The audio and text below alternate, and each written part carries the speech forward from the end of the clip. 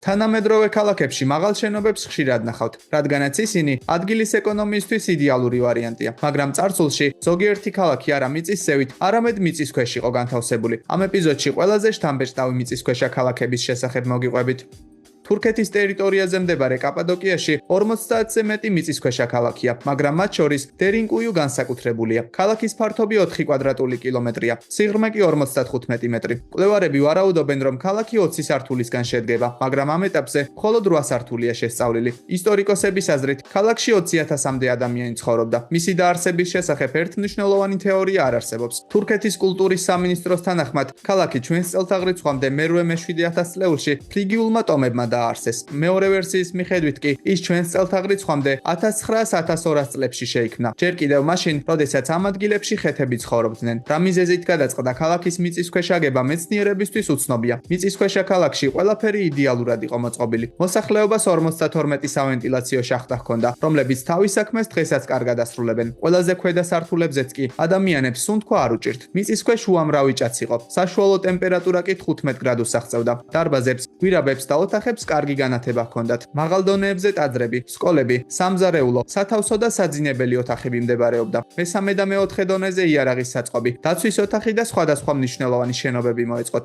მერვე სართულს კი მეცნიერების აზრით საერთო შეკრებებისთვის განკუთვნილი ადგილის ფუნქცია ჰქონდა. ცხოვრობდა თუ არა ქალაქის მოსახლეობა მუდმივად მიწისქვეშ. ამ კითხვაზე მეცნიერების აზრები ერთმანეთს არ ემთხვევა. ზოგიერთი თვლის, რომ მოსახლეობა ზედაპირზე მხოლოდ სასოფლო-სამეურნეო საქმეების შესასრულებლად ამოდიოდა. ნაწილი კი მიიჩნევს, რომ ისინი ახლომდებარე სოფლებში ცხოვრობდნენ, ხოლო მიწისქვეშ მხოლოდ მტრის შემოსევების დროს ჩადიოდნენ. რაც არ უნდა იყოს, დერინკუიუში მოსახვედრად 600-ზე მეტი გზა არსებობდა. ქალაქში მოსახლეობა მე-8 საუკუნემდე რჩებოდა, მაგრამ მოგვიანებით მათ იქაურობა სამუდამოდ დატოვეს. მისი დატოვების მიზეზი დღესაც უცნობია. დიდი ხნის განმავლობაში ქალაქის არსებობა ხალხს დავიწყებული ჰქონდა, მაგრამ 1963 წელს ის შემთხვევით ადგილობრივმა ფერმერებმა აღმოაჩინეს. ისინი ქალაქის პირველ სართულს ბოსტნეულის შესანახად იქამდე იყენებდნენ, სანამ მისი შესწავლა მეცნიერებმა არ დაიწყეს. დღეისათვის ქალაქის დათვალიერება ნებისმიერ მსურველს შეუძლია. პოლონეთის ქალაქ ველიჩკიში მდებარე მარილის მაღაროები მე-13 საუკუნეში გაიხსნა და ის მე-20 საუკუნის მეორე ნახევრამდე ფუნქციონირებდა. ამ მაღაროების ინტერიერი გნომების ცნობილ სამფლობელოს ერებორს მოგაგონებთ. პირველად აქ ტურისტები მე-15 საუკუნეში ჩავიდნენ, რომლებმაც ნებართვა უშუალოდ მეფისგან მიიღეს. მე-18 საუკუნის დასაწყისიდან კი მაღაროებში ექსკურსიები ხშირად ეწყობოდა. ავსტრალიელებმა მაღარო გააფართოვეს და იქ ობელისკები და ძეგლები დადგეს. ველიჩკა იმდენად პოპულარული ადგილი გახდა, რომ მე-19 საუკუნეში გეოგრაფიის წიგნში მას კრაკოვთან ერთად მუდმივად მოიხსენიებდნენ. მე-20 საუკუნეში ტურისტების რაოდენობა შეზღუდეს. მაღაროებში ჩასვლა ერთდროულად 100 ადამიანზე მეც არ შეეძლო. ბილეთის ფასი მარშრუტზე იყო დამოკიდებული, ხოლო ხანდახან სტუმრებისთვის მაღაროში ორკესტრიც უკრავდა. დღეისათვის ეს ადგილი ნამდვილ მიწისქვეშა სამეფოს ჰგავს, რომლის დათვალიერებას ტურისტებს ისევ შეუძლიათ. საფრანგეთის ერთ-ერთ ყველაზე ცნობილ მიწისქვეშა ქალაქად ნაური ითვლება. ის ამავე სახელწოდების ქალაქის ქვეშ მდებარეობს. მიწისქვეშა ქალაქი იმდენად დიდია, რომ იქ ერთდროულად 3000 ადამიანი ეტევა. მისი მშენებლობა მე-9 საუკუნეში დაიწყო. ადგილობრივები საუკუნეების განმავლობაში მტრის შემოსევების დროს მიწისქვეშა ქალაქის გვირაბებში იმალებოდნენ. ხანდახან მათ დამალვა რამდენიმე თვეც კი უხდებოდათ. ამიტომაც მოსახლეობამ მიწისქვეშეთში ცხოვრების გამარტივება სცადა. განსაკუთრებულად მნიშვნელოვანი კი ბუხრების სისტემა იყო. ადამიანები ღუმელს ანთებდნენ და მასზე საკვებს დებდნენ ისე, რომ ისინი მტრისთვის კვლავ შეუმჩნეველნი რჩებოდნენ. დროსთან ერთად ქალაქი დაივიწყეს. მის შესახებ კი მხოლოდ და მხოლოდ მე-19 საუკუნეში გაიხსენეს. მეცნიერების მიერ ქალაქის შესწავლის შემდეგ დადგინდა, რომ ის 33 მეტრის სიღრმეზე მდებარეობდა, ხოლო მისი ქუჩების სიგრძე 2 კილომეტრი იყო.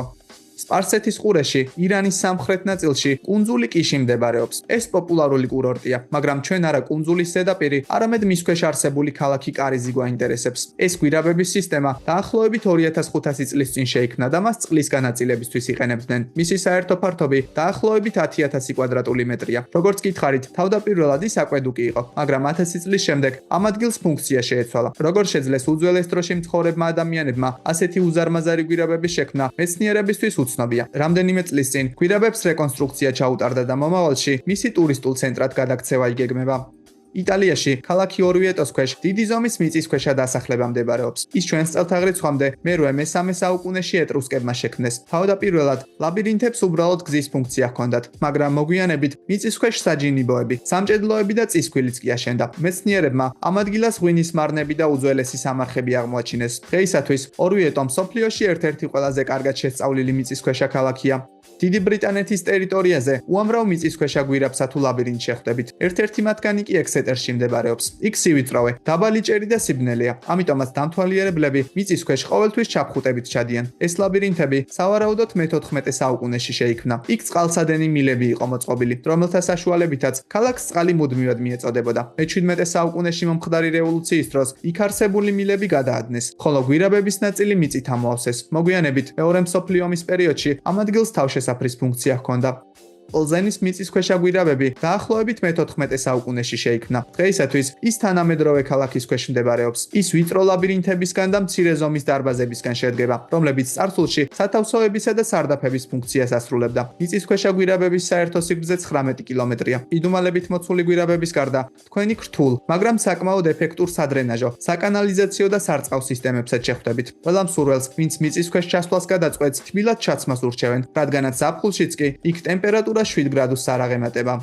სიეტლი თანამედროვე ქალაქია, სადაც უამრავი ადამიანი ცხოვრობს, მაგრამ მის ქვეშ მივიწყებული სამყარო იმალება. მიწისქვეშა სიეტლი ქუჩებისა და შენობების ქსელია, რომლებიც ერთ დროს ძირითადი ქალაქის ნაწილს წარმოადგენდა. მაგრამ 1899 წელს მომხდარი ძლიერი ხანძრის გამო ქალაქის უდიდესი ნაწილი ახალი შენობების ქვეშ მოექცა. პარიზი საკუთარი არქიტექტურით უამრავ ტურისტს აღაფრთოვანებს, მაგრამ ტურისტების უმეტესობა მხოლოდ იმას ხედავს, რაც მიწის ზევითაა. არადა ქალაქის ქვეშ წარმოუდგენელი რამ იმალება. კატაკომბები, რომელთა საერთო ფართობიც 800 ჰექტარია, უამრავ საიდუმლოს ინახავს. ეს გვირაბები ძალიან დიდი ხნის წინ შეიქმნა. მე-18 საუკუნის დასაწყისიდან მე-19 საუკუნის ნახევრამდე გვირაბებში დაახლოებით 6 მილიონი ადამიანის ნაშთი ჩაიტანეს, რათა გადავსებული სასაფლაოების პრობლემა მოგვარებულიყო. დღეისათვის კატაკომბები პარიზის ქვეშ მდებარე ერთ-ერთი ყველაზე შთამბეჭდავი და ამავდროულად შემზარავი ადგილია. რუმინეთში ტურისტებისთვის კარგად ნაცნობი სალინა ტურდა მდებარეობს. ეს უძველესი მარილის საბადოა, რომელიც დაახლოებით 2000 წლის წინ შეიქმნა. ოდესღაც ამ ადგილას მარილს მოიპოვებდნენ, მაგრამ დღეისათვის მისი ფუნქცია შეცვლილია. უდიდესი დარბაზები, იდუმალებით მოცული გვირაბები და მიწისქვეშა ტბა უამრავ ტურისტს დაუვიწყარ სანახაობას თავაზობს.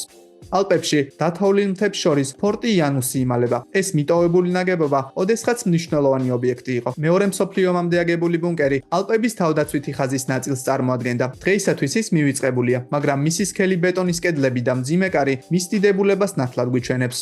ამერიკის ერთ-ერთი მთის სიღრმეში, მსოფლიოში ერთ-ერთი ყველაზე კარგად დაცული ობიექტი შაიენ მაუნთინის კომპლექსი მდებარეობს. ეს ადგილი თითქოს ფალაუთის სამყაროდანაა, რადგანაც ის სრულიად ავტომატიზირებულ სქელი კარის მქონე ბუნკერს წარმოადგენს. ის ამერიკის ძირითადი სამეთაურო ცენტრი უნდა გამხდარიყო იმ შემთხვევაში, თუ ატომური ომი დაიწყებოდა. ერთმანეთთან დაკავშირებული გვირაბების სისტემა 600 მეტრის სიღრმეზე მდებარეობს. მისი საერთო ფართობი კი 18000 კვადრატული კილომეტრია. დღეისათვის მისი ფუნქცია შეცვლილია, მაგრამ რაც არ უნდა იყოს, ეს ადგილი ნამდვილად შთამბეჭდავია.